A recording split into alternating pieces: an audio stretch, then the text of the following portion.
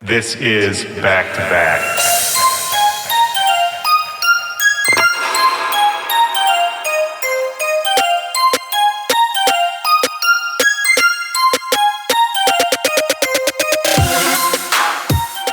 Yo, what's up, back-to-backers? This is Willy Joy. Welcome to the show.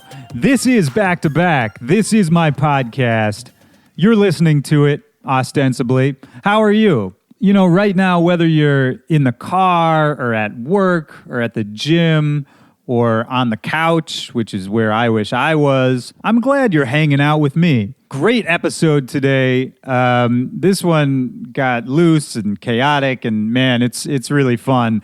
I've got Ray Volpe on the show. Earlier this month, Ray dropped the Purpose EP with Never Say Die. It's a great record. I actually dropped the song called Warp Zone on my Sirius XM show, Back to Back Radio, this week. So if you're on Sirius, make sure to check that out. That's every Wednesday night at 9 p.m. Pacific and every Friday morning during morning rush hour. Channel 52, go check that out. You can hear me drop Warp Zone by Ray. And he's one of my favorite young guns in the scene right now. There's no one else sounding like him. He's just got a great, unique attitude. He's just an interesting, completely lovable person. I'm going to tell you a little more about our conversation in just a minute. Before I do, I want to make sure everybody out there is subscribed to this show. Every couple weeks we get, this influx of new listeners. If you're new to the show, it's great to have you here, but I want to make sure you get every single episode, that you don't miss anything, because every single week I'm dropping a new episode right on your head. It's free, and if you subscribe, you don't even have to do anything. It's just going to show up directly on your device the second I put it out. So make sure to click that subscribe button on whatever platform you're using to listen, and we'll just keep hanging out forever. On that note, this is something else I say all the time. I love meeting everyone who listens to this show. I love interacting with you guys. So anytime you want to support us and put up a post, tell other people, spread the word about this show, that really helps us. And if you put up a tweet or put something up in your story, that allows me to find you. Anything you guys are putting up about this show, I'm always going to be reposting it, replying to you, all of that. I love meeting everyone out there, and the support from everyone helping to spread the word of mouth about this show. I mean, that's everything, man. That just makes me happy, makes me even more psyched to just make this show better and better for everyone out there. And on that same note, I hope everyone who's listened to the show before knows this already, but just in case, I want to make sure you can always reach out to me. You know that? All right, good. backtobackpod@gmail.com is my email address, or you can hit me up at Willy Joy or at backtobackpod on all social media. Send me your questions, your comments, your concerns. If there's something bugging you in your own life, in your own career, we can talk about it. If you've been working on something, it doesn't even have to be music, man. I just like meeting everyone out there. So hit me up, we'll chat. And after you finish listening to this episode with Ray Volpe, you can let me know what you think. You can let me know what other guests you want to see on the show, all of that. So, funny story about getting Ray on the show is that he and I have been talking about him coming on basically since the show started a couple years ago. And it just never happened. I don't know if he's flaky. I don't know if I'm flaky. I don't know if we're both just lazy. Actually, we are both lazy, because we talk about that in the conversation you're about to hear. But I always kind of knew it was meant to happen, because he's such a personality. He's such a great, talented musician. And when we originally started talking about having him on the show years ago, he was telling me, oh yeah, I'm about to start a podcast of my own, so this would be great. A couple of years later, and it seems like he is about to finally start that podcast. I gave him a little shit about that while we were recording. You'll hear it. But it's all in love. I'm actually really always just blown away by this guy's music. I got maybe an earlier peek into it than some people, just because my manager happened to meet Ray really early on in his career when he was still really young, I think 16 or 17. But even those early tracks, man, there was always something there. I still remember I would just go back to them and listen to those early demos a lot and study them and try to figure out kind of what this guy's deal was. It's crazy to see how far he's come, and man, I mean, sky's the limit. I still feel like it's just getting started. Like I said, he's got a brand new EP, the Purpose EP, that's out on Never Say Die right now. He's on tour. He's playing a lot of shows. I feel like he's always on tour. I'm going to put a link in the description of this episode where you can find all the music, all the tour dates, everything about Ray Volpe. Make sure to look for that. And yeah, I think you're really going to like this one. You know, we talk about his childhood, growing up, not really fitting in, finding music actually through gaming and through video editing, which I thought was really interesting. And yeah, he's just an original voice. He's exactly the kind of artist I love to have on this show. And you can tell, man, he was just built for this. There were a couple times where I felt like he was just trying to take over the show. Not in a bad way, but I hope he does launch that podcast. I'll be the first subscriber. Multi-talented producer, singer, starting to be a little bit of a media guy, and just all-around good dude. I'm really glad we linked up to do this. So let's get into it right now. This is me and Ray Volpe back to back. Let's go.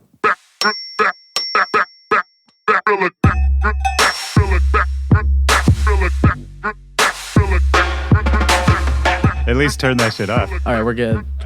So I should turn it up all the way? Yeah. What's the most annoying ringtone you have? Do you have custom ringtones? I don't have custom ringtones, but if I were to have one, I want it to be the chorus, or not the chorus, the second verse from Mia Khalifa by I Love Friday. Ooh. It's the hit or miss. I guess they never miss, huh? You got a boyfriend. I bet he doesn't kiss ya. I want that as a text tone only. Oh, yeah. So if I get multiple texts, I want to override it so that way it'll just keep playing over each other for as many texts I get. So the only real job I've ever had out of college, like a office, real person job, the only one I ever had before I got into the DJ stuff full time, I was making ringtones for cell phones. It's incredible. And this is a job that doesn't exist anymore. Basically, the record companies would send us their content, and it was my job to make loopable, 15-second chopped out pieces of their songs that people could use for ringtones. Before iTunes had even automated that process. I didn't think that that could be a job on its own. I would expect that to just be done through the label specifically. You would think so, but no. That's good for you, though. Yeah, you get paid. It was great for me. Yeah, I got paid $2 per ringtone that I made. How many ringtones a day do you think you made? I roasted them. I was so fast. I made a lot of money. What were you using to make them? It was Cool Edit. It was Cool Edit Pro. Oh my God. Wait, should I start making music in Cool Edit Pro? Yes, you absolutely should. There's got to be some retro 8-bit or some kind of retro music dude who is or woman who is making music in Cool Edit. I feel like I've seen YouTube videos of people doing it on PS2 with whatever that program was. Yeah, I mean, I love all the chiptune stuff. Yeah. Somebody just put out an album they made on a Game Boy. That's forget incredible. who, but it's actually really Can they get good. sued for that? Let's not name and shame. I don't think you can. No, you couldn't get sued. I don't know. Nintendo. That. Really? That's Nintendo, right? Yeah. They're super strict about everything, I feel like. Even if it just I feel like just talking about this, we're sued. We can't even say the name Nintendo. Yeah. All right. So one reason I was really stoked to do this, other than the fact that we've been talking about doing it for years. I'm sorry. You and you're one of the only other people that I can relate to about this. You have a real name that sounds like a fake name. Yeah. See, I didn't know that about you. Yeah. No, it's my real name. That's the best. And it's the best. Everyone's always just yeah, what are you going to do a real name reveal? I'm just I don't know, whenever you want. Yeah. Where'd you get the name? I'm asking my parents. Right, exactly. What? You got to thank my mom and my dad. Do you know how to say it? Volpe. Oh my God, we have a winner. Yeah. I feel like when I first started talking to you online, I probably didn't know. You were that's Volpe. It's Ray Volpe. Yeah, or something like that. Yeah. But the funniest thing for me, and I don't know if you get this, is I'll get people saying how did you come up with the name? And for me, it's why would I, if this wasn't my name, why would I pick Willy Joy of all, or why would you pick Ray Volpe? It just, yeah. It's a weird question to get. So you just moved out to L.A. I Yeah. thought you were already in L.A., to be Yeah, honest. see, that's the part where it gets a little dangerous because I am usually in LA for like a week at a time every month. Yeah. I was there for a week at a time every month for about a year. And I finally took a break after Australia. I flew back from Sydney to LA in September. I was Yeah. like, I need to take a break. So I haven't been back since then. And I was never going to move out. Well, I was going to eventually, but I didn't like the idea of having roommates. Right. But I have a couple friends, James and Octavio. They're cool dudes, and they're also producers. And back in like November or something, my perception of time is really bad. This could have been like a week ago, but feels like November. The third roommate at that place moved out, and that's the couch I stay on when I'm in LA. I go there and I stay on their couch. It's like a cool 2-story place, and Nice. it's awesome. And So you just kind of slid in. yeah, they were like, "Yo, do you want to move?" I was in Montreal. This was like 2 weeks ago. They're like, "Hey, do you want the room?" And I was like, "All right, I'll apply." Shit. And were you living in Charlotte still? Yeah, I was like 40 minutes outside of Charlotte. Damn. And so you just on the fly decided to move. Yeah, Just because the room opened up. Great idea for my parents, right? They were like, "Wait, what? Yeah. what you're doing? What?" Well, I mean, it depends on what kind of parents you have. Like, Yeah, they're supportive. well, right, but I'm saying, like, do they like having you there, or do you think they're like maybe a little relieved? No, that- they're gonna cry. Yeah. I'm gonna be upset watching them be upset. Yeah. All right, what about you? Are you about ready to go? I am. I say that right now that I am, Yeah. but it also hasn't hit me because I Yeah. go back next Thursday for my mom's birthday. So like this isn't really, I'm not really here yet, but once I come back, I have that flight back the next week. And that's going to be the one because they're all going to take me to the airport. Right, and then it's- you're not going to make that flight anymore. Yeah, it's like I don't know when I'm coming back. I'll never see you guys again. Fuck you guys. I'm out. Goodbye forever. I'm an LA DJ now. Oh, man. Have you always lived in Charlotte or No. outside of Charlotte? I'm from New York originally. I was born in Queens, raised Really? yeah, born there, raised like 9 years in Long Island, and then my dad, the company that he was working for, that shut down, and they were like, "Yo, we're moving to North Carolina. Do you want to come?" And I'm like, "I'm 9. I can't pay rent. I'll come with." So I would have liked to see the alternate version where you said, "No, fuck you, Mom. yeah, I'm 9. staying here in the I'm Big going Apple. to Queens." Yeah. I'm 9. So wait, what did your parents do that the company ended and they had to move? So my dad works in air conditioning. He does like air conditioning repairs and installations and service calls and stuff like that. And I don't know exactly what happened with the company because I didn't ask. I should probably ask now that I'm older. Yeah, sure. but like I don't know what happened. Was it like his company? No, he was just like one of the higher up techs that worked there. Oh, okay. And then he had an opportunity to move down south, and the economy was so much better at the time. So we were like, let's do it. My mom was stay at home at the time, and now she works for she's like a supervisor for like house cleaning at a high end like retirement community. Ooh. Like the rent at those places are like $3,000 to $4,000. That for sounds like a good 1 gig, bedroom. And yeah. I'm like, yo. I'm not putting you there, so don't even look at me. That's expensive.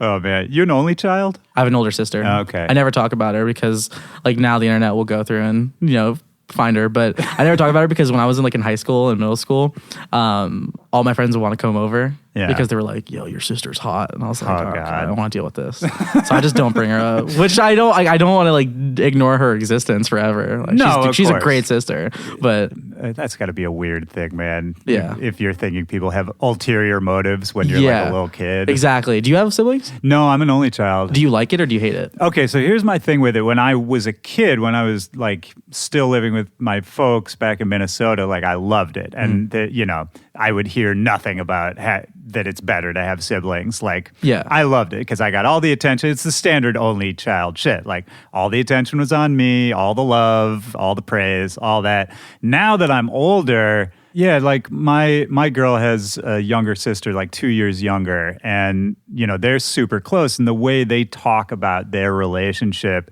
it's like it's just something I will never experience. Yeah, you're it's just like, huh? They're like half literally the same person, because they're so close. And in it's like age. they have their own language, and you're just like, what? Yeah, it's interesting, man. I mean, don't get me wrong. I'm very happy I had a great Are you? childhood. This is actually a therapy session. Yeah. You'd be surprised, man. Sometimes I never know the way these are gonna go. I've Yeah. had some of these turn into some pretty serious therapy sessions. Dude, this might happen for us. We don't know. Do you do therapy? You ever done No, therapy? I probably should. So should I, and I never Yeah. have. It just sounds like effort that I don't want to put in. And that's my fault. Well, actually, okay, another tangent here. This is a music producer thing, and probably a lot of other people doing other jobs can relate. But I always wonder about this because basically every single music producer I know and every single DJ is like very lazy, including myself. Yeah. I'm super lazy. But then somehow we picked this job that requires us to, on our own, do all this work and work super hard all the time. And, like, get out of bed. Yeah, which, you know, I don't know. We're not that special. Lots of people have to do that, but I wonder about that. Like, do you feel like you're a lazy person? Oh, I'm 100. I'm less lazy now, Okay. but because of the music thing.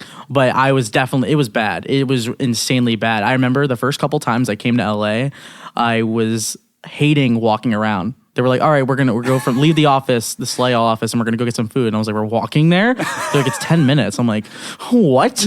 But now it's funny enough, the office is moving. And I was talking to my friend Cody Diodato, who does all my artwork. Yeah. And he's like, yeah, the new office is really close to you, right? I'm like, yeah, it's like a 20-minute walk. I'm so excited because I enjoy walking now. Right. And he's like, the fuck is wrong with you? Why you're gonna walk? And I'm like, yeah, dude. Walking in LA is the best. I lose weight every time I'm here. And then I go back home, or my former home now, Yeah. and I gain it back because I sit in Really? a chair. And then what, you just like drive everywhere? No, in I Charlotte? Uber everywhere. I don't know how to drive. You don't know how to drive? No. Holy shit. 21 years old and I don't have a license. And you're moving to LA. Yeah. How long do you think you can last in LA without a license? Now that my management's office is in Studio City, or it's going to be, I think it'll be great. I think I can last a little bit. All right. This is another thing. Like, I forget how young you are sometimes. Like, That's good, I think. well, I mean, I wonder what your perspective is because you've been making music for a long time and Yeah. you've been in the music community and the scene for a long time, but in, you know, the reality of life, you're still very young. Yeah, it's interesting. Do you feel old, like in the scene? I feel old in terms of, because like everyone I'm around is at least 3 years older than me. Yeah. For the most part, you know, my roommates aren't, they're my age, but everyone I'm close with and everyone I talk to, they're like 3 to 5 plus years older than me. So I don't, it's not even I feel old. It's just that everyone that says, oh, I'm mature for my age, they're not mature for their age. So I'm not going to say that's how I feel, Right. but take the hint. But it's just because it's just what I've been surrounded by, you know? What I'm interested to see is the next generation of producers. Cause you have kids like, there's a kid named Control Freak. He's insanely talented. I have a collab coming out with him on my EP.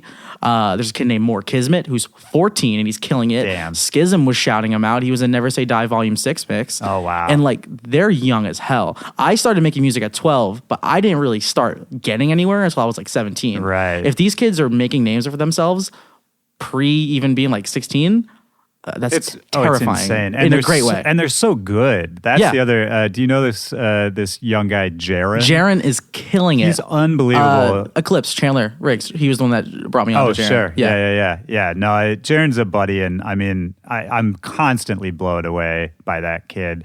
And I hope he doesn't mind me calling him a kid, but he is a kid. Yeah, kid. No, I hate that. Do you? No, I know. Saying he's a kid is different than being like, hey, listen, kid. Like, Right, if yeah, you yeah. call someone kid, it's like I want to cry. I'm so sad and annoyed. Why? Because you don't like being talked down to? Yeah, that it's like way? totally Did kind somebody of do that insulting. to you? Yeah, all the time. Surprisingly, I've been going to restaurants lately, and they're like, "Yo, buddy, you want a beer or something?" And I'm like, "I don't look 21." Yeah. Like, why are you pretending? You started making music at 12. Yeah. How did that? Why music? Why that young? Like, what kind of a kid were you that's what you were drawn to? It's interesting. So I was making Call of Duty videos, gaming montages. I was working in Premiere Pro and After Effects. I've been working with those programs since I was like 9. Really? Because I used to make WWE montages, and I was really into WWE. Yeah. Which got me into like metal and post-hardcore. And I was making videos with that kind of music. And then people were no one was doing, I got into the gaming thing where people were doing it with that kind of music and people were doing it with EDM. Right. And I was like, oh, I love this music. This is cool. And I So was you first heard like dance music through gaming videos? Yeah, through gaming. Wow. Yeah. And I think a lot more people are going to feel that way now. I mean, look at Marshmallow, Fortnite. I know. So, like, he's gone up I mean, as of like a couple of days ago, he went up like 200,000 Twitter followers within like a week or two Jesus off of that. Christ. I don't know where it's at now. I'm scared to look. Yeah. And that's great for him. But I think it's gonna gaming and music are just so tight knit, and I was on the really early side of that. Were you posting those videos up? Yeah, I'm not. They can find it themselves. People can find. Oh it. yeah, I'm not trying to out you. I'm just curious. No, out like, me. were you making them, for Yeah, they yourself, or did you want people to see them? Yeah. I had people. I had like a little community. It was cool, but I liked that music a lot. And I was hanging out with my friend. His name's Tyler in 7th grade. It was in 2010, and I was like, hey, I'm gonna try to make some of this music stuff. You want to do it with me? He's like, yeah, sure. So we tried it, and he basically dipped as soon as it started because he was into lacrosse and stuff like that. Yeah. And I didn't have a life. I've always been a chubby kid. You think I'm picking up a lacrosse stick? I don't even know what they're called. Lacrosse stick? It's the cross for the la? I don't know. Yeah. But I was like, I'm just gonna keep doing the music thing, and I just kept doing it. What were you making music on to start with? I started in FL. Used Okay. FL for like a year. And then I moved to Reason for like 2 days. Said Reason's fuck no. intimidating. And then Yeah. went to Ableton, and Ableton's been my baby ever since. Yeah, I'm on Ableton, man. It's so good. It's so good. It's I don't know. They're all good in their own ways, and like the people who work in Reason sound different Yeah. than everybody else. Like each one has its own advantage, but for me, Ableton is just 100%. Yeah, there's nothing else. For me, it's the quickest way. And I think I've said this on this show before, but it's the quickest way where I can have an idea in my head and get it down on paper, like the Yeah. fastest. You know what I mean? It's so easy for me. FL, I didn't like the interface. The way the piano roll worked, and the way that it's pattern based, where it's almost all like a drum machine or Yeah. like a MIDI drum rack. I don't use that. For my drums, I use audio tracks. Okay. Do you use? I'm a little of both. Yeah, I Can't do it. started off just chopping audio. Like when I first started making music, I didn't use MIDI at all. Like You were all sample. basically, Yeah. yeah, because I didn't even understand. Like I was very much a caveman coming into it. Yeah. and I didn't do the proper research. Really, I mean, I didn't either. I was just like, what does this do? well, but you ended up. I mean, my perception of you is not only are you like really fast in Ableton, Yeah. but I mean, there's a high sonic quality that I feel like has been there. Even I don't know, like I heard some of your early music before. I think a lot of people heard your music because my manager Conrad was talking to you way back in the day. We were going to work together a long time ago. Yeah. And so I think through that, I heard some of your like super early music. Yeah. And even then, like the production quality was thank really you. good. I mean, so what? That was all just experimentation? Yeah, it was all like beginning in Ableton was just a handful, and I mean like a handful of tutorials, and then mainly just dicking around. Yeah, I think you can do a lot by just experimenting. Do you do, I feel like a lot of people who go that route and kind of just teach themselves, have you ended up with some kind of like weird backwards production techniques? 100%. That People like only you do? Yeah, so like there's Tizoki. Have you met By Blood, Noah? Oh yeah. Yeah, so like Love them, him. all them. Yeah, they're all like, what the fuck are you doing? Yeah. And they'll be talking about stuff, about like mid-side stuff or stereo width stuff, and I'm just here like, yo, I just threw some OTT on this bass, and it sounded pretty sick. Yeah, but it does. I mean, that's kind of what I love about what we do, right? Is that there is no one right way. Yeah, so many paths to the same destination. Exactly. And the fact that you can do it the quote unquote wrong way Yep. and still get the right It's like results. kind of like math. There's like new ways of doing math that I don't want to even know about. I'm hearing on Twitter. What kind of a student were you in high school? So I'm a high school dropout. Right. Shout out Porter Ridge High School. Your student body bullied me out of school. Is that really what happened? Yeah, I was bullied a lot. I don't want to make it seem like, because I've talked about it before, and I want to kind of clear some of it up. I wasn't hated by the entire school. Yeah. It was very 50-50. I was on the morning announcements. A lot of people, so everyone knew who I was. A lot of Okay. people, so it was either they liked me or they really didn't. I had long hair. I was a chubby kid then. I'm a chubby kid now. I was wearing all black before it was cool, so everyone was making fun of me for the way I looked, my glasses, my hair, my acne, etc. My grades were good though. I had all A's and B's. Okay. And I was like in honors classes, and I was supposed to take AP English for my senior year, and I dropped out like an idiot right before senior year. Really? Don't recommend doing it.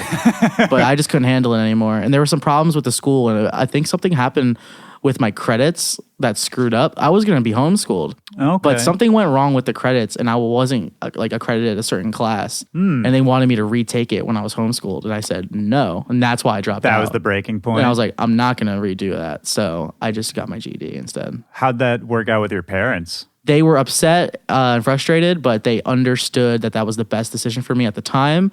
And they were like, basically, okay, take the year, do the music thing for 1 year. I was 16 at the time, and they said, if this does not work, or I was maybe 17, if this does not work, you're going to community college. I was going to do film production because I am very familiar with all the Adobe suites and all that. Right. Did you kind of maintain that as you were growing up and also working with Ableton and all that? You were still doing video stuff? Yeah, and I still love doing video stuff to this day. Like I put out a song like a couple weeks ago called Body Drop, and that video I just make myself. Oh, nice. I like doing I like doing all that stuff. Like most of my animations for my songs are Adam, who's like my day-to-day. He handles all that stuff, but that one I took the hands on because I was just like bored. Yeah, sure. Why not, man? And I think the more of yourself you put into your projects, like the more people get into it. Definitely. Right? I love being as hands-on as possible. I never want to give that job to somebody else when it comes to creative.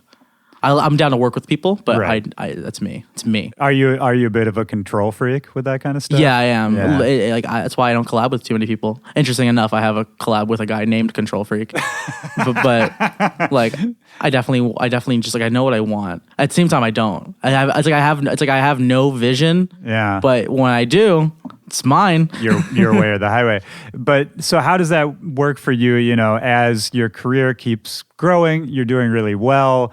Buzz is building all that, and at a certain point, you have to have a team around you, right? Yeah, and you have to delegate responsibilities. Yeah, and I've become way more open to it as time's gone on. You know, time has gone on, and I've become more open to it. You know, I went 6 years without a manager, and then when Clint and Slayall were like, "Yo, let's do something," I was like, "All right, let's do it, fine," and I've really enjoyed it. And you know, I have. You know, like I'll be like, this is a sick idea for artwork when I hit up Cody. And then he's like, that is cool, but what about this? And I'm like, that's better. Let's do that. You know, but like we always like it's the one thing I think I'm always going to be just me about is the music thing. Right. I know there's a lot of people that, you know, either get some help or some assistance on stuff, and that's fine. Do what you want. But for me, like I want to be the only person touching the song, unless it's a collab. But when it comes to like solo music, but you even said you don't do a lot of collabs. I don't even do a lot of collabs. Yeah, I'm trying to do more. Trying to do more.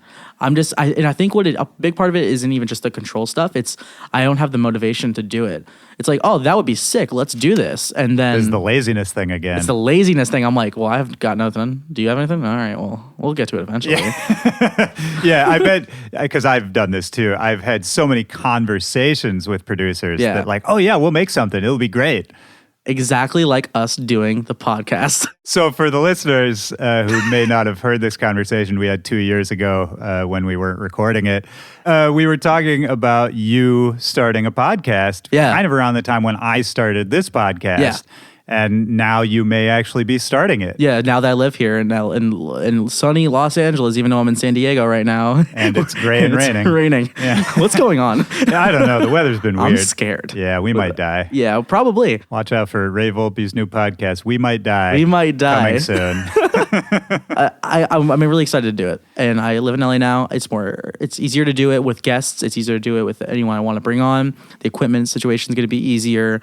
I can have a place to do it where I'm not having people, you know, phone in or Skype in, and then or the Discord, because no one's using Skype now. Yeah, it's true. Rest in peace. And then like, oh, do you have a good mic? Like, I don't want to record the call, and like, you know, it's going to be now. It's going to be easy, and I can do it. I'm very excited. That's awesome, man. And you were telling me before we started rolling that you were going to, you know, have it be sort of a variety show, talk to various people you know from different industries, all of that. It makes me wonder about where you see sort of your career and your brand, or whatever you want to call it, going in the future. Like, do you want to be more of a all around like media guy? I think I do, but I don't know in what way. Yeah, because I remember when I was like, I mean, I guess I technically was doing the YouTube thing when it comes to gaming videos and all that, but I was never like how Spock always says, like, what is up a YouTuber? I was never that, you know? Yeah. And like, it's something I could do, but I don't want to. I don't think it's for me. But I do really like the idea of podcasting, which could lead into video podcasting, which would be on YouTube and such. But I definitely want to do more. Like, I have clothing ideas Nothing like super crazy graphic, just minimal like clothing ideas, because that's really in the whole minimal idea. Yeah. I want to do stuff like that. I want to dive into other music stuff, not just like, dubstep. Yeah. Like I make pop stuff and some of my fans really enjoy it. A lot of them don't, but I mean, there's so many ways of getting things out there. So do you ever feel like you're restricted in what you can make? Like, you've established yourself as like a dubstep sound. Yeah. And do you ever feel like if you wanted to go make something else, it would be hard, or there's pressure to not do it? A little bit. It depends on the day that you ask me. Yeah. Because so for example, I'm about to be so transparent right now. Sorry in advance if anyone wants to yell at me about this. I put out a 2-track EP back in September called All Emotion Allowed. Yeah. It was the opposite follow-up from No Emotion Allowed, where there were 3 heavy tracks, just in-your-face dubstep tracks, no emo singing on it, which my fans really liked and I also liked, but these were just like banger dubstep tools. Yeah. And I wanted to put out All Emotion Allowed, 2-track like EDM pop EP, where it was just like 100 BPM vocal pop, stuff that we would hear like DJ Snake made like 2 years ago or something, it was just that kind of stuff. Yeah. Because I really enjoyed making it. I wanted to put it out. And there were people that heard it enjoyed it, but not many people heard it. Really? It was probably the biggest flop for my career, which is fine because I tried it and I did what I wanted anyway. Yeah. That being said, I put out this like almost vaporwavy type thing on my Twitter like 2 days ago that's nothing close to dubstep, and it's closer to that, if anything. And it got like 700 likes within a couple of hours. Everyone was like, yo, this is sick. And I was like, oh, all right. So my fans, they seem to like everything I put out as long as they hear it. I maybe just messed up on the marketing aspect of that. That's possible. Yeah. I have to figure out exactly how. You didn't preview it enough or something. I have to figure out what I maybe did wrong on that aspect.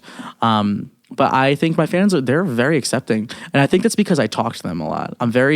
I socialize with them all the time. We're all friends. I'm on my Discord. I talk to them like all the time. We're always on calls. I've made so many friends.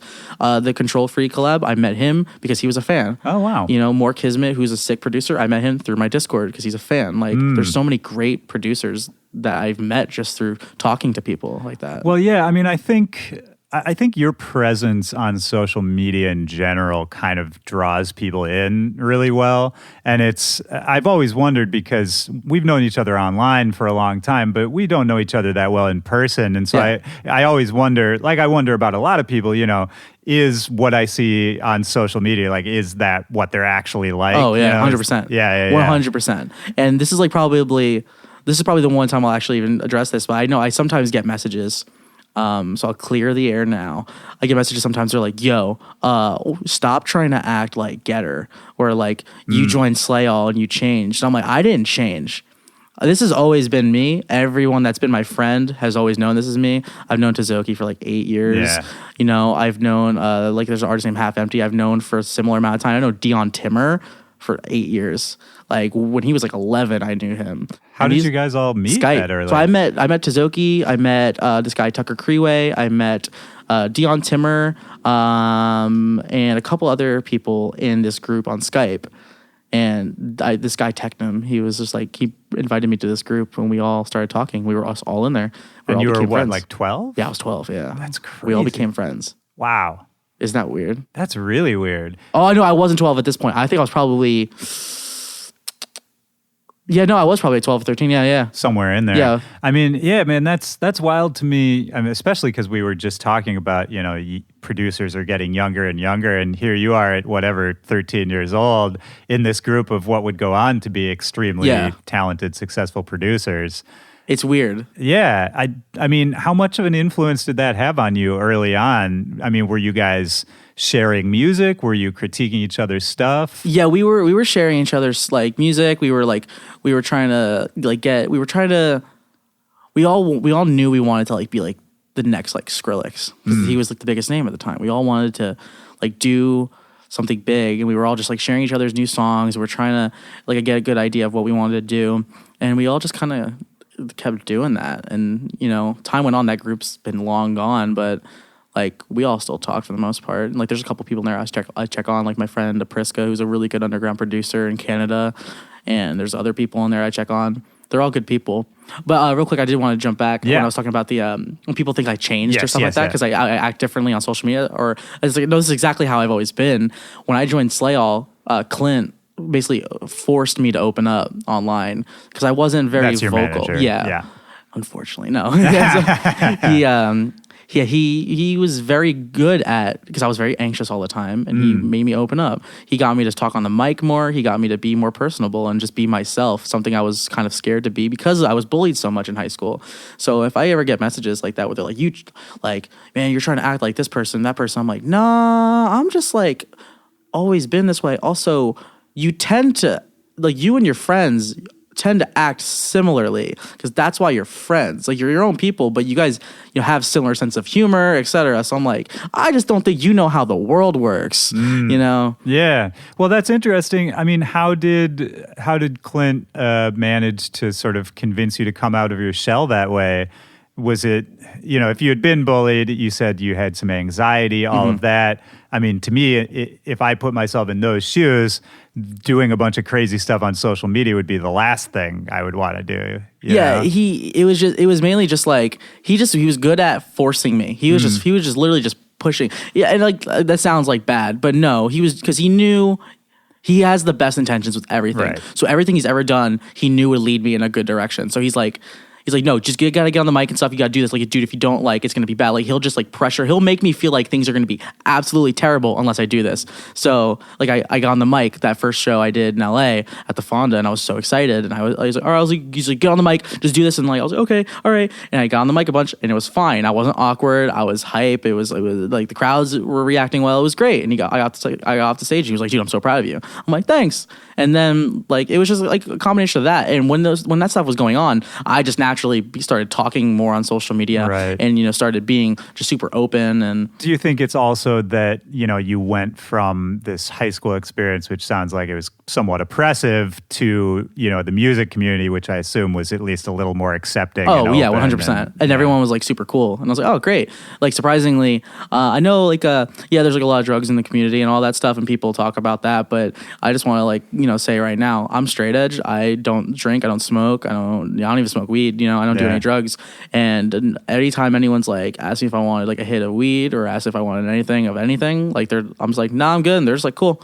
Like, everyone's super chill with that. I've never been like pressured by a peer to do anything. Yeah, no, I haven't much either. And I'm not 100% sober, but I'm not a party guy at all. And I've had maybe one or two experiences in my career where it got a little uncomfortable, but for the most part. Which, like, you've been at it, as an adult at least longer than I have. Because, I only started playing, I've been making music for 9 years. I've only been playing shows for like almost 3. So you were what, 18 when you started doing your first like fly out shows? I think it was 19. 19? Yeah. Do you remember the first one where you flew somewhere to play a show? The first time was which I barely talk about it. I was 15 still. I did one show, and it was a fly out, and I was in Austin for a UT Austin house party. Ooh, this sounds good. So I was like, they're like, yo, how old are you? And I didn't know what to say. I mean, like, I didn't think this was the wrong answer. I was like, oh, I'm a sophomore. So they thought I was a sophomore in college. Oh, amazing. And so they thought it was weird when I flew my dad out with me. So I was 15.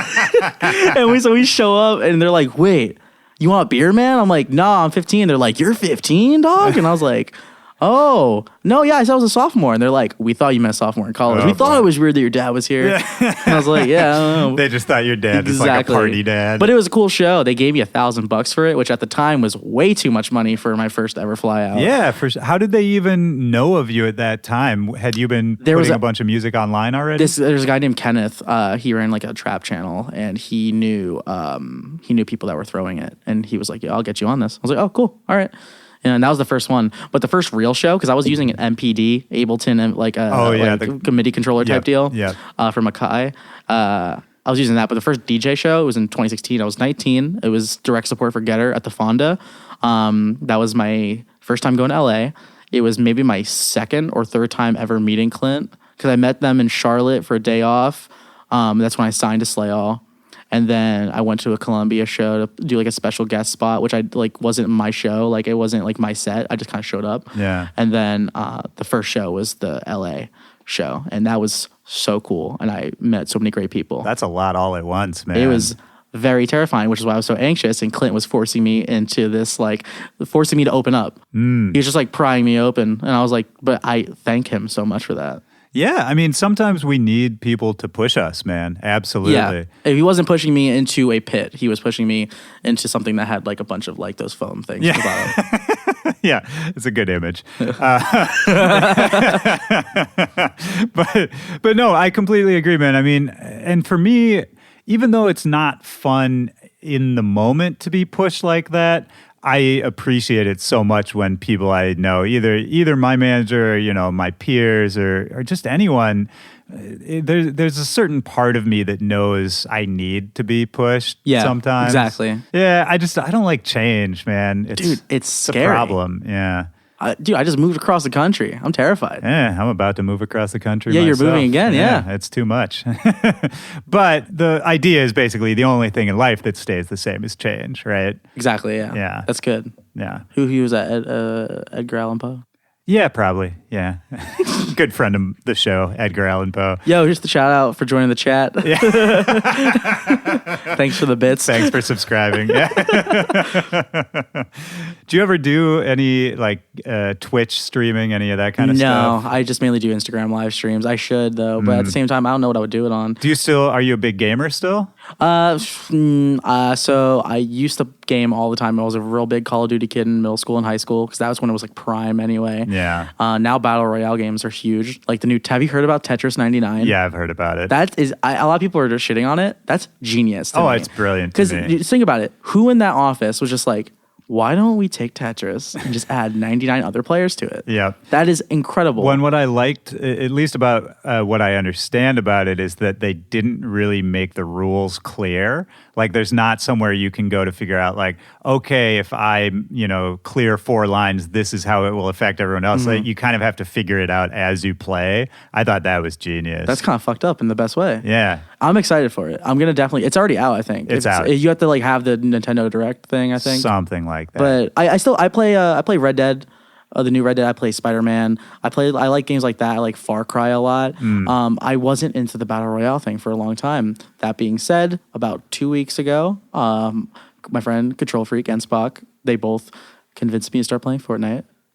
And it's a bad addiction that my business manager won't enjoy me talking about. I mean, do you have that issue where with a game or with something else where you can kind of just like lose a month of your life? Oh, easily. I have a very control? addictive personality. I've noticed that over time, and that's not good. Do you think that's part of why you've stayed away from drugs and alcohol? In all seriousness? Maybe subconsciously, because when it comes down to it, everyone asks me why, and it's just like, I don't know. My parents were super chill and relaxed growing up. A lot of people that get into drugs, not everyone, I'm just going to generalize and be an asshole for a second, but everyone's like, they were in very strict households and they were very sheltered, so they rebelled and they did drugs and they smoked the wed and they did the drinky drink. But for me, my parents were just like, hey, yeah, like we tried weed once. Like if you try it someday, we're not going to kill you. And then they were just like, hey, just don't do drugs because that's bad. And I was like, don't do drugs, that's bad. All right, got it. Yeah. And then somebody was like, yo, you want some of this drugs? And I was like, nah, I heard they're bad. And it's like, they're like, you sure, man? I don't want to do it. I'm like, nah. Like, it just like made sense. Oh, drugs are bad. Okay. Yeah. Like, I mean, obviously people use them, it helps them and all that, whatever. It's, do what you want as long as you're not fucking hurting anyone and you're being responsible. But all that stuff so I don't get yelled at. But yeah, like, I don't know. It's just never intriguing to me. But that being said, it could potentially be also that exact reasoning that you're talking about. Like, yeah, well, I just always wonder why people get pulled to it. I think what you said about having non-restrictive parents is kind of a key there. Yeah. I think it's not just drugs. I think it's anything. Yeah, literally anything. Yeah, it could be food. It could, that's how some kids get super overweight, Yeah, like their parents don't allow anything in the house. Then when they're out of the house, they just go crazy at their friend's house. And then they've got like diabetes at like 13. And it's like, fuck, that sucks. Yeah, basically, yeah. I don't know. It's interesting, man. And how do your parents feel about the music career now versus then? Like, at a certain point when they saw it was becoming more than a hobby, do you think they had any reservations about it? Oh, they were so surprised. Really? They were like, yeah, we'll let them do the music thing. Like when I dropped out and they said they'll give it a year or whatever, they were like, yeah, I'll give it a year. You'll be in college. You'll be fine. Like, and then they just didn't. They just kept taking, it just took off. And they were like, fuck. In a good way. Because they were wrong. They didn't see it going anywhere. Sure. And for parents, I think it's hard to see. It's hard to visualize that. Parents don't know what dubstep is. Yeah, they're like, what I mean? what are you doing? But surprisingly, my dad loves like trap music. Okay. And they really. So he like, is a party dad. Yeah, he's right. Yeah. He's like, my dad's like, he's just like, he's so fucked up humor wise, and that's where like a lot of my dark humor comes from, and just like the weird aspects about me are all my dad. My mom is all the music stuff. She got me on like Fall Out Boy, Panic at the Disco. She was getting me on a lot of rock music, Linkin Park. Really? And then when I got to WWE, that brought me into like other heavier bands, like Killswitch Engage is a theme song for a wrestler named CM Punk. And I was super hype on that band. And then I found other bands like Avenged Sevenfold, and I found bands like Attack, like it's super screamo, post-hardcore scene kid days. And then I was like into like Bring Me the Horizon and all that, who I still love now. Did you play any instruments? You ever play bands? Played clarinet. Ooh, yeah. Ooh, so the you could most say, metal of instruments. Exactly. I was in the deathcore band Porter Ridge 6th and 7th grade band. It was pretty wild. Were you serious about it? Like, were you good? Yeah. I don't know. I mean, I would say I was good because I was like, I wasn't second chair, but I was like high up, Yeah. But like, I wonder how many times I've said like improperly. So this is a random tangent real quick. Yep. When I was in 8th grade, I had a teacher who would take off points from your final grade if you used the word like improperly. Wow. And that was very smart because Yeah. it taught me to not do it. But I'm not in 8th grade anymore. And I'm going to listen back to this and I might hate myself, or maybe I won't. Yeah. We'll like see like how that like goes. Well, to be honest with you, man, from a podcaster to future podcaster, there, at least for me, there's a certain point I've had to accept that I just sound a certain way. Yeah. And if you get in your own head about every single little like or like, you'll kill yourself. I stopped caring up until Shane Dawson did that. He did the video series on Jake Paul. Oh, I still haven't seen that. So if you want a really short version, actually, this is not going to be helpful at all. There's a compilation of every time Jake Paul says like during his interview. Oh, God. And it's like 10 minutes long on its own. It's just every other fucking word. Jesus Christ, man. Shout out Jake Paul for joining the chat. Do you follow YouTubers? Like, are you into that scene? Yeah, I love it. Yeah. I love it. I mean, I don't watch Jake Paul. Of course not. I enjoyed Shane Dawson like 10 years ago, back when he was first doing stuff. Yeah. I took a long break when he was doing the do-it-yourself DIY videos. Came back when he was doing the new docuseries. I watched a lot of like the Vlog Squad guys like David Dobrik and stuff, and I listened to his podcast. Rooster Teeth I've been really big into. And then I've got like gamer friends. Like, I'm friends with like other guys like Mini Lad, who does stuff like with Disciple. It's the same as like Tucker Jericho. He does stuff with them as well. And some others like Mrs. May, Optic Diesel, and those guys. So have you ever even just for fun like soundtracked a game or a TV show or an episode or anything? I feel like you'd be really good at that. I thank you. I would like to. Yeah, that'd be sick. That'd be dope. I mean, I just feel like with those connections and your interests, that can't be that far off. Pay me to do stuff, people. My rate is one Chipotle burrito bowl. Okay. Well, okay, the Chipotle thing. That's a good one to because I feel like that's an easy like just to be like I'm the guy who loves Chipotle. We'll waste 3 hours on that. Yeah, because that's sort of like a thing people can know you by, right? It's like, oh, he always talks about Chipotle. So like how. I assume that's an authentic thing. I assume you actually love Chipotle. Yeah, no, this is actually a hashtag ad, hashtag sponsor. No, so I was the Subway guy. Okay. Not Jared. No. I was going to say, watch what you say there. No. So how do we delete a podcast? I was a Subway lover. Yeah. So I had tried Chipotle. Jansen and Dirt Monkey bought me Chipotle back in 2015, and I fucking hated it. I didn't know what was in it. They just got me something because I wanted Taco Bell, and they refused to go to any fast food places for me. Fast forward, I became very close with Spock, and I came to LA. I was very sad about something. This might have been right after my breakup or something like that. Okay. He's like, we're going to go to Chipotle. And I was like, all right, I'll go with you. And I got a bowl with barbacoa, carnitas. You still remember it? Oh, hell yeah. Black beans, sour cream and cheese. I used to get lettuce. Now I don't. And I loved it. So shout out to Spock. He's the one that ruined me and my wallet for Chipotle. I mean, that's kind of amazing that you remember not only like what you ordered, but that you were sad. Yeah. Seems like it had a large effect on you. It's interesting because I have a terrible concept of time, but I have a good memory.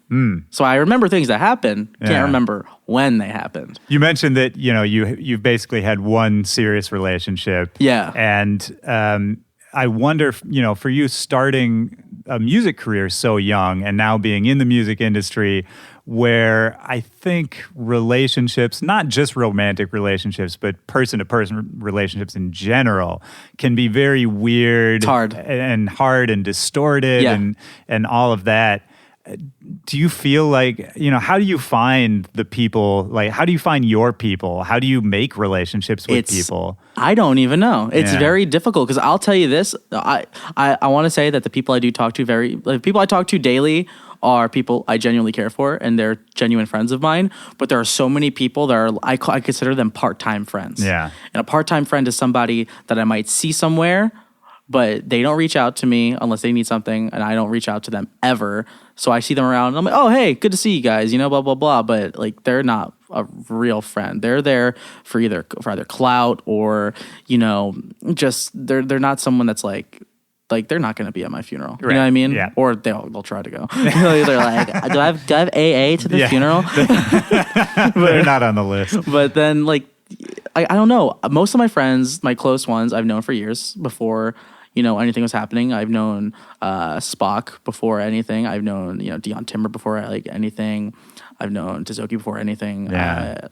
I guess it's just time. Time's a big factor in it. And it's also how quickly people are willing to jump into certain aspects, like of the friendship or even like romantic relationships. So it's like if I'm talking to, if there's a girl that I'm interested in, if they bring up an artist that I know within a week of talking to them by their first name, it's a red flag. I'm like, blocked. Not blocked, but I'm like, there's no way. It's blocked in my head. I'm like, there's no way, How do you even meet a girl to date at this point? Twitter. No. But seriously. No, honestly, it's... Because, you're touring a lot now. You're busy. You're running around. Yeah. It's got to be tough. It's tough. It's tough. It's like, my one relationship I met on Twitter. And, like, that's been, like, the main way of just, like, meeting anyone. I make a lot of friends through Twitter. I make friends through Discord. But that was how that was. But she's, like, my best friend to this day. So that's it worked good. out well. That's really good, man. If you can come out of it still friends and still with a good experience. That's important. How long were you together? It wasn't even long. It was like 5-6 months. Oh yeah. And it was just but that's enough to. Yeah, it was enough to like the feelings were there and everything. It was just kind of it was a case of just like, oh, we should probably just be friends. It's not really like that. And it's like, all right. Yeah. Is it a concern of yours right now, or are you just kind of more focused on the music, the career? Oh, when it comes to like relationships? With like someone new? Yeah. No, I'm a love boy. I'm a love boy. I definitely want it, and that's probably why I don't have it. Because if it's when you're not looking. They say that's like it's true, but it's completely true. And it's when true. it's nothing's been more true than that. Is that it comes when you're not looking, but I'm always looking because I crave it. Yeah. I have a song called "Program to Love" because it's how my brain functions. I constantly just want to be talking to somebody. Really? I just want to have someone there. Are you the kind of person who just needs people around all the time? No, because I can be by myself for like multiple hours, and that's fine. And I'll ignore my phone sometimes for hours. I think it's like that kind of attention, a romantic attention, and that type of affection. Right. Even if like it's not even just like even if it's not sexual, having like your best friend that's your homie sitting next to you on a couch. Just like you guys are just texting or something is a completely different connection than like your significant other. Of course. Completely different. Then you guys could be not even doing anything, but just having that person there, it's incredible. I fucking that's my cocaine. I think that, I was about, until you said that's my cocaine, I was about to say that's a healthy attitude. I've never done cocaine, for the record. But, so how did this all happen, man? I mean, you were making this music when you were younger, and you had, this community of like Tizoki and these other young kids at the time who were all making music. how did it start to change for you where you maybe thought this could be a serious thing? Was there, kind of one or multiple points where people really started to notice or take it seriously? I never thought about it as an overnight thing. Yeah. And I think it's still something I'm aiming towards. It's never been something that's been, oh, this is it. It's always just been like steady uphill. The first big thing was I did a thrift shop bootleg from Macklemore. Right. Got 1 million views. Actually, I remember somehow. that. Don't know how, but it got 1 million views. Yeah. I hate that song now. Some people are like, will you play this tonight? I'm like, no, Yeah. I don't even have it on my computer, dude. So I think that happened. And I was that's cool. I kept, making music. And then I made a remix for Barely Alive and Diamond Eyes, Welcome to the Real World. And I entered the contest. I didn't win the contest, but it was a remix competition. yeah. And I didn't win, but I'm friends with all those guys, and I was friends with them then. And they were still supporting it. And then Excision started playing it out, and I got a message from his manager at the time. And I was just like, "Yo, he's playing it out. We want to put it on the Shambhala mix and compilation. Are you down?" And I'm like, "Yeah, Wow, of course." And Excision was pushing me pretty heavily at that point. He was, I was on the next year's compilation and mix, and then I did an EP on Rotten, and that was like basically like a big uphill jump. So he was the first like kind of big name to really put you on. The first super big name. I would say the first name in general was Jansen and Dirt Monkey, those two, because I did an EP on their label in 2014. They were pushing me, and then Excision was like the first gigantic name, right? And I was awesome, and then. After that, it was 2016. I made I made the Bipolar EP, first song I ever sang on without anything like have it be like chipmunk sounding or whatever. And I was really excited. And I self-released that, and around the time I was finishing it up is when Clint was like, "Yo, let's do it," and I was like, "No." I didn't want management. I just kept saying no. I said no to him for such a long time. Really? Yeah. Why? I just didn't like the idea of having management. I wanted to do it myself. Was there something that made you realize you probably couldn't do it on your own after a certain point? No, I would say that I can't do it on my own now. Right. But at the time, it was just a matter of like, this dude's just like persistent. Like, he's like, all right, we'll do a trial run. Like, you don't have to pay me. I was like, okay. Yeah, sure. Like, why not? Like, I'm not making money really anyway. I'm just like, I'm getting a couple $100 off of streams, Yeah. I was like, all right, let's do it. And then like 2 days into the trial, like he wasn't even on Slay All, by the way. I want to make that clear. Some people think first of all, you should, for the listeners who might not know, what is Slay All? Slay All is a management company. Some people might think it's a record label, but it's a management company, and it is owned by Steven Pahel. He manages Getter and Puya and Axel Boy and a couple other acts. And so it's his company, and basically Clint was doing his own thing. Right. And he had AFK and Bear Noise. He was like, "Yo, just come on, let's do it. Do the trial run." So I'm like, okay. 2 days into the trial run, he's like, "So about the trial run, we can't do that anymore." And I was about to be like, "Oh, okay, well, bye." But he was just like, "No, like we're merging into Slay All. Like I'm going to be working under them." And I was like, "Oh, okay." Yeah. And then you got in at the right time, right? Yeah, and everything was great, and they're all good people over there. We're like a family, honestly. I like everybody over there, man. Is that you hate them? You said? Yeah, I hate them a lot. Yeah, okay. Yeah. And you mentioned, you starting to sing on your own tracks. I'm curious about that. Were you a singer, earlier in life? I was in chorus in like 4th and 5th grade, but besides that, I wouldn't say I was a singer. But I was always able to hold a tune if I really tried. Was it just something you did for fun? Like, Yeah. how does that come into your head? Like, I should sing on a track now. Yeah, I think it was mainly like I can't afford. Like, I mean, it was like because I was I was like 18 or whatever, and I said like multiple times there. It's so man. bad. I'm sorry, 5% off the grade.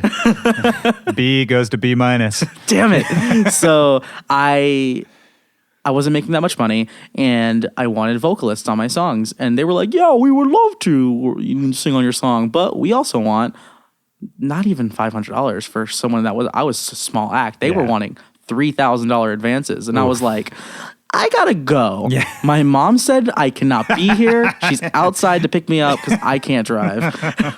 And I just said, fuck it. I'm gonna try to sing on my song. And I think I don't even know if that was really like the mindset. It was just kind of a situation of, all right, well, And I was like thinking of it in my head, and I was like, all right, there you go. I'm so bipolar, it's taking over. I'm not bipolar, by the way. Some people think that I am, but I'm not. What was it, the kind of thing where you had these aspirations to, make different kinds of music or to add these different elements, where all of a sudden you were like, I wonder, if I wrote these lyrics and had a singer and all that kind of thing, and then you just ended up... It just ended up being me, which I actually enjoy because people really enjoyed the emo punk sound to it. I love it, man. And that's my shit. Oh, yeah. And I think, and I'm sure you know this, but it makes your music stand out so much more. Thank you, yeah. I'm very happy about that. That's something I really pride myself on, is that I do the whole emo singing thing. A lot of people are getting into it now, which is great. I'm glad. I'm not like, I was doing it first. Yeah. I'm not going to be a bitch, No, it's smart for anyone to do, man. But I think for you, it's this really organic thing. Like for me, it was when I heard your song Reality. Yeah. And I think probably a lot of people, it was the first time where they're like, that's him singing? Yeah. And, because that song... I don't even know how to describe that song, I don't either. Or categorize it. Yeah, it's like a weird trap hybrid emo thing. Yeah. The whole EP was just this. Every song was dedicated to some random person that broke my heart. Really? Yeah, like 5 different. Or was it 4? 5 different girls? I don't know. Fuck you guys. No, that's fine. Did you ever have the thought to go full on into the metal, the hardcore stuff? I've thought about it, and I've actually made songs with expansions in Contact because there's so many great guitar plugins like Shreddage, and then random drum samples online. So I've made a couple, but it's probably not something I would dive into. What I would like to do is you see a lot of... so like there's Sullivan King, right? Sure. And then you have someone like Phase One who's had North Lane feature on tracks, and he has other people coming out on music that's coming out soon. And I was so surprised seeing some of these names. And you have people like Keizo doing stuff with Our Last Night or Icy Stars. Yeah. Which that's so cool to see. But I kind of want to flip the script a bit. And this is probably a dumb like money move idea, but I don't care about that. I kind of want to like feature on a fucking band song. Yeah, like that would be cool. That makes no sense. That would be amazing. Like let's do it. Yeah. So like I would love to do that, but I don't really know any bands. So like it would have to become a thing where I just meet them and then I'm like, hey. I think that could probably happen. Yeah, eventually. Yeah, once I'm at a certain going. spot. Yeah. Yeah. You'll meet people on tour, man. What's tour? Well, you're on tour a lot now, man. It's scary. It's a lot. It's lonely. Is Doesn't it? help the love thing. Yeah, I can imagine. I mean, how did you find it, starting off versus now, where I have to imagine you can you just know the routine of touring, right? Is it something you enjoy still, I enjoy it. I wouldn't trade it for the world. That being said, it is so depressing. Yeah. And, it's you're looking at airport gates or you're looking at hotel rooms, empty hotel rooms. I'm not bringing a TM with me. I have my incredible photographer, videographer, Alex Strada here. He's great. He's a good boy, but I bring him out to all this like SoCal stuff and West Coast stuff. Yeah. But I don't have someone that's dedicated yet right now to flying with me all the time everywhere I go.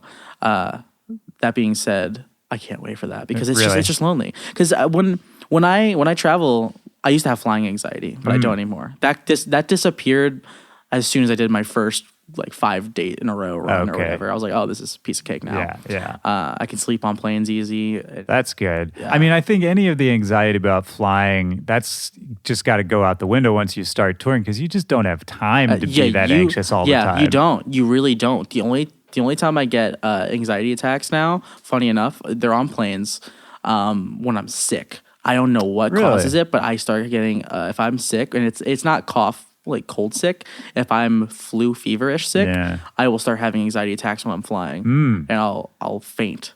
Really? I'll technically faint. I'll knock out. Yeah. But I'm not falling asleep. Like I'm freaking out, and I'm out. Like a light, I literally slept through the flight. No Xanax, just anxiety. I can't afford to clear that song. Stop. Oh, shit. All right. Before this turns into a whole joke podcast, I mean, if you're getting these anxiety attacks, how bad was your anxiety? It was not terrible. Yeah. It was not terrible. Though the attacks on the flights when I'm sick, those are terrible. Through school, it was bad. I would say it was equally as terrible. That being without just minus the fainting aspect because I'd never done that before.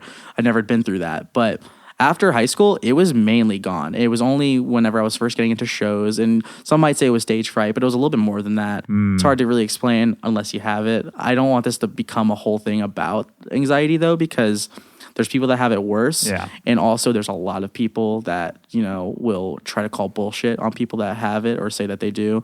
And I don't want to become a who does or who doesn't. There's people that suffer with it and it sucks for them. No, of course. Well, I'm curious for you. You strike me as a pretty positive, a pretty optimistic person. I try to be. Yeah, in general. But it sounds like, you went through some emotionally hard times when you were younger and all of that. Was there anything you can point to, or anything, a support system, anything that kind of good friends, good family, good family? And if you're someone that is unfortunate that doesn't have a good family, definitely look for good friends, because I see some people that they're incredible people, and they have big hearts, and they want to do so many great things, and they don't have the best connections with their family, and then they look to their friends, and some of their friends just don't care, or they don't have time to listen, and that's just like, that sucks. Beyond sucks. And they need to look around more, because there's help there always. They just have to. A lot of people, they're scared to put their hand out to receive it, for someone to grab, but it's there. No, it's comforting to know that it is there if you need it. Yeah. I think about that sometimes too, because I'm the kind of person, like, I'm pretty solid most of the time. Like, I do all right, but then it's just good to know that it's there. Yeah. I feel like I've been good in general for a while. Well, that's good, man. I'm glad to hear that. Yeah. I'm glad to see you do it so well, just in general. And so, you mentioned the No Emotion Allowed EP. You mentioned the All Emotion Allowed EP. Which was interesting. I wanted to talk about that one, the All Emotion Allowed, for a second, because I was just listening to that before I came to come talk to you. Oh. And I'd sort of forgotten those tunes. They almost reminded me, you mentioned that maybe they were a surprise to some of your fan base, but the references there, like, those almost sound like 80s songs to me. Yeah, a little bit, especially the first one, Without You. Yeah. It's like super got that vibe to it. Yeah, but how do you even have those references? I know, I'm 6 years old. Yeah. I don't know, my mom was with the music, she was always the one playing stuff around 100%. Like Rockwell, or I don't even know if that's 80s. At the end of my sets, when I'm done, I do my encore. If it's a headline, I'll do an encore. Yeah. And then when I go, I don't end it there. I go out, I sit at the front of the stage, I sit down. Security hates this, but I sit down and I let everyone come up and I let everyone take pictures and all that. Yeah. And while that's doing it, I have a 10-minute loop of September by Earth, Wind & Fire. Oh, there you go. And that's 70s. That's an incredible song. I love old music. Do you seek it out? Sometimes. Yeah. For the most part, if it's just like I'll hear something. You know what it is? I'm taking a lift to Wendy's because I'm a fat fuck at like 11 p.m. and I'm in this Uber or this Lyft, and for some reason that's just always the channel they have on, and it's just something, and I'm like, Friends. Yeah, there you go. How many of us have them? That's a good song. I was listening to that. I was like, what is that? But because I knew it was familiar, so I looked it up and I was like, all right, well, I need to work this into a set. Well, that's great, man. I just love it when people do a little bit of the homework, because, you were saying, like, in that group Skype with you and Tisogi and all that, everyone wanted to be Skrillex, and that's who everyone was looking up to. Yeah. But I think it probably speaks to why you've been so successul, is that, among other things, you are also looking back for your influences. Definitely, 100%. I'm gonna look back. I'm gonna look forward, side to side, elbows up, side to side. That's E40, I think. Yeah, something like that. Thanks, shout out E40 for joining the chat. Got it's an interesting chat right now. we're packed right now. Real mixed bag. And so what's coming up next for you, man? What are you working on? You said there's another EP? Yeah, when does this air? It'll be about a month, but we can kind of time it. If it's in a month, what's good? You guys heard my EP on Never Say Die? Hey! I never work with labels. I'm very independent. Right. I've always been that way, and I enjoy it. And I've always wanted to work with Never Say Die, though. They've always been a goal for me.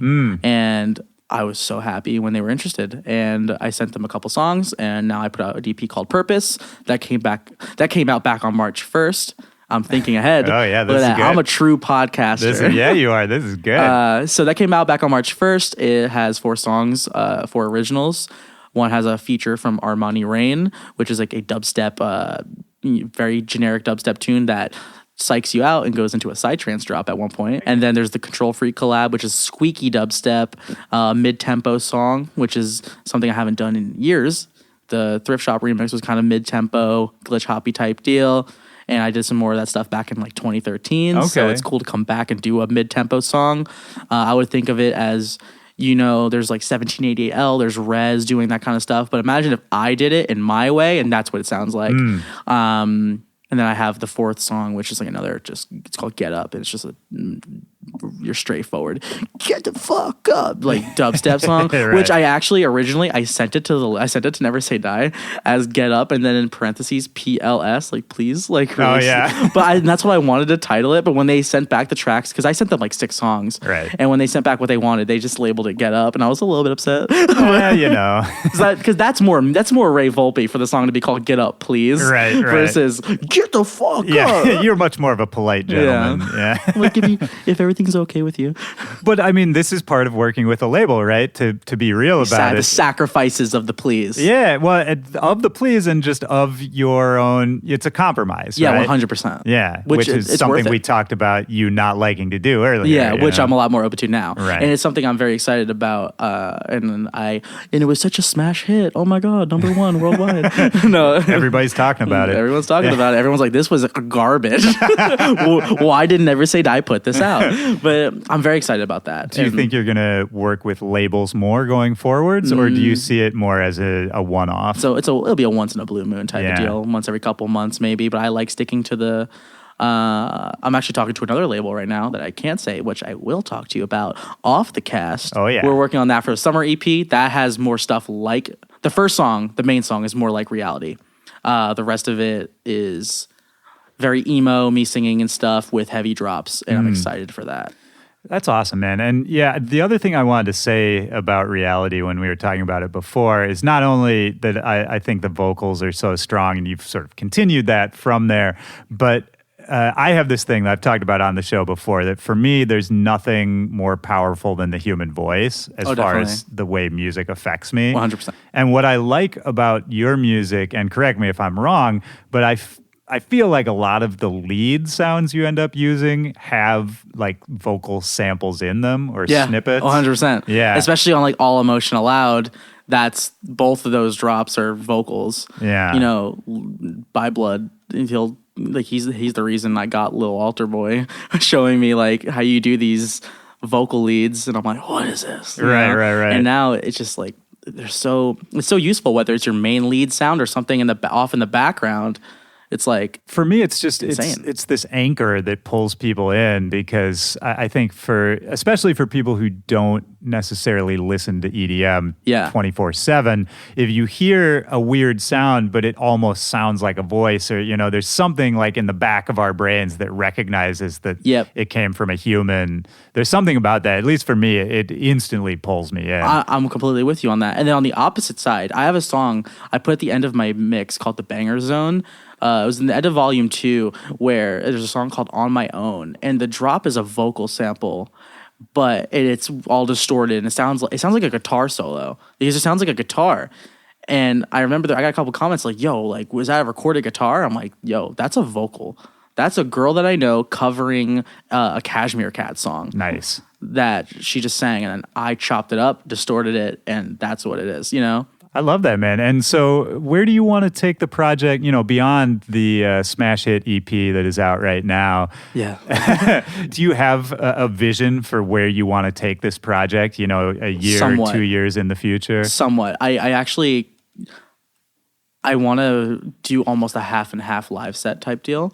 I want it to start off heavy and it's DJing, and then I want it to break down into like a live set for melodic stuff, and then it will end, then it'll go back to heavy again, and then end light again. I want it to be half and half. I want to do all the work. I'm not going to call out names or start a huge war, but I do see some DJs that do live sets and they're not doing anything. Right. And it bugs me out. Would you so sing much. live? Maybe. You should. I'd love it if you sang live. That would be really good. That's terrifying to me. Of course it is. But I could, maybe you could do it. I'll try it. You can do it. Clint, make Ray sing live. Oh no! This has been awesome, man. Is there anything we haven't covered that you want to get out there? Oh, you just put me on the spot. Listen to the Purpose EP, out now on Never Say Die. What do you have going on right now? Me? Yeah. What do I have going on? I'm working on a lot of new music. If you're seriously asking, I'm working on getting a large amount of music completed. Great. Yeah. People are going to be happy about that. Yeah, We've been needing some more. I'm excited for it. I'm stoked. Well, thank you for being on my podcast. God damn it. I'm going to end this by asking the same question I ask at the end of every episode. Quick thing, off the top of your head, don't have to think about it very hard. Just a time in your life, and it could be recently or it could be from when you were a little kid, when in a moment music really deeply affected you. And that could just mean, change the way you thought about something, or it got you really excited, or gave you goosebumps. The first song that gave me goosebumps and it made me really sad. No one's going to know this band. There's a band called Dead Poetic, and they had a song called Paralytic. Okay.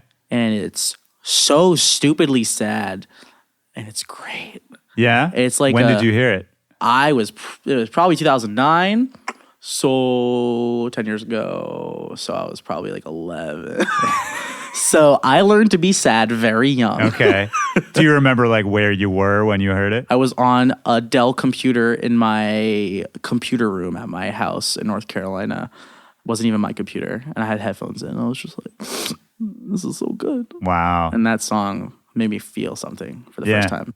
Those are important moments, man. I feel like I've talked about this with other people on the show. I mean, that's what we're all chasing, right? Is that feeling and trying to give other people those feelings. Has anyone asked you your first?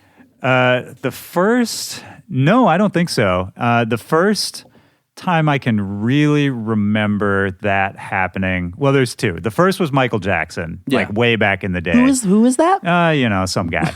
And I was just obsessed. Like that was music I just wanted to move every time I heard it. You're on your feet every time. Every time I was trying to learn the dance moves. And I was a little kid at that point. I was probably like, fourth grade, fifth grade, something like that. And then sixth or seventh grade, the big one for me was Green Day, the Dookie album. Ooh.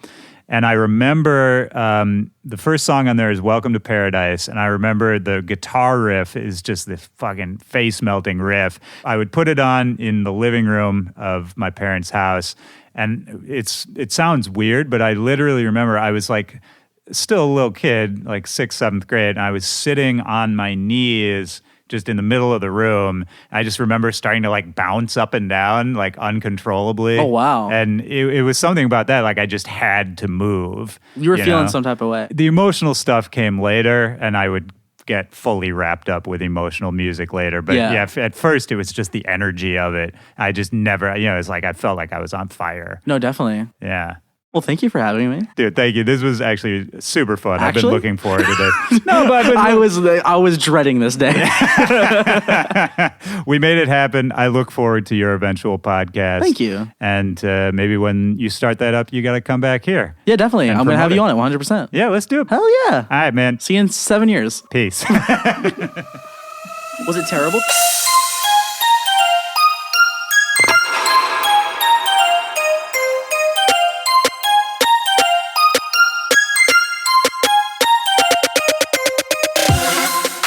All right, that's the show. Shout out to Ray. So happy we finally linked up to do this, man. I hope we can get together, do another one. I'm officially inviting myself onto your podcast once you start it. And for everybody out there, make sure you go grab the Purpose EP, Ray Volpe, out right now on Never Say Die. Go get it.